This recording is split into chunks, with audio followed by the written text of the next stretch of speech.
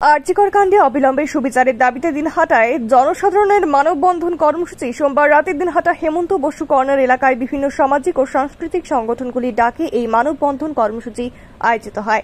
আরজিকর কাণ্ডে এক মাস পেরিয়ে গেলেও এখনও মেলেনি অবিলম্বে সুবিচারের দাবিতে দিনহাটায় মানববন্ধন কর্মসূচি আয়োজিত হয়।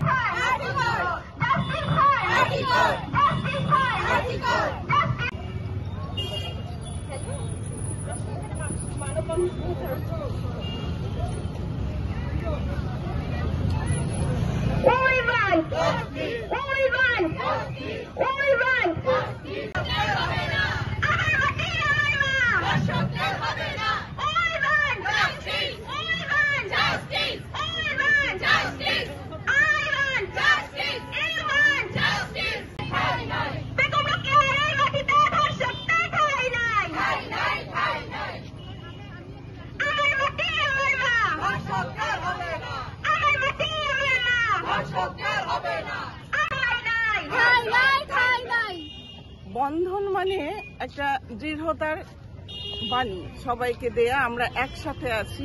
কিসের জন্য আছি? জাস্টিসের জন্য আছি। কিসের জাস্টিস?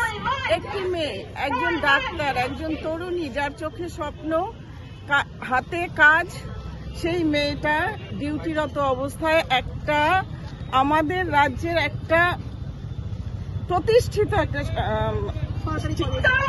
চিকিৎসা কেন্দ্রে ধর্ষিত হলো, নৃশংসভাবে হত্যা হলো, খুন হলো। একটা প্রতিষ্ঠান, পুরো প্রতিষ্ঠান, একটা সিস্টেম সেই হত্যার সঙ্গে যুক্ত। এবং আমরা আজকের জন্য অপেক্ষা করেছিলাম সুপ্রিম কোর্টে কিছু একটা আমরা আশার আলো দেখব। আমরা দেখলাম, আমরা হতাশ। আমরা পশ্চিমবঙ্গবাসী, প্রত্যেক সুস্থ চিন্তার মানুষ ভীষণভাবে হতাশ যে আমরা সুপ্রিম কোর্টের কাছ থেকে আজকে কিচ্ছু পেলাম না।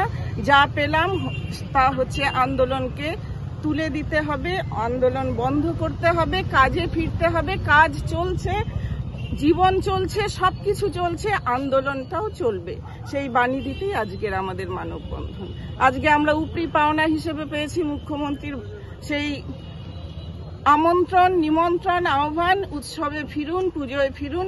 আমরা বলছি উৎসব না, বিসর্জন হয়ে গেছে। আমাদের প্রতিমার বিসর্জন হয়ে গেছে, আমাদের প্রতিমার নিরঞ্জন হয়ে গেছে। আমাদের প্রতিমা জলে ডোবার আগে ক্ষত বিক্ষত, ছিন্ন বিচ্ছিন্ন হয়েছে।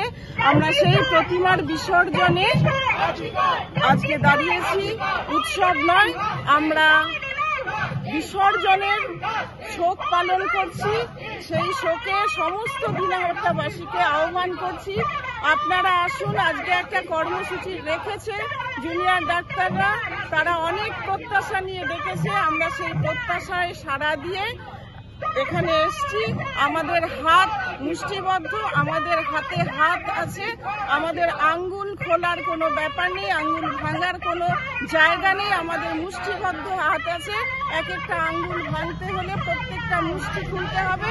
অত লোকবল, অত শক্তি বোধহয় তাদের নেই যারা এইসব হুঁশিয়ারি দিচ্ছেন। দিনহাটার বুকে আন্দোলন চলছে, চলবে।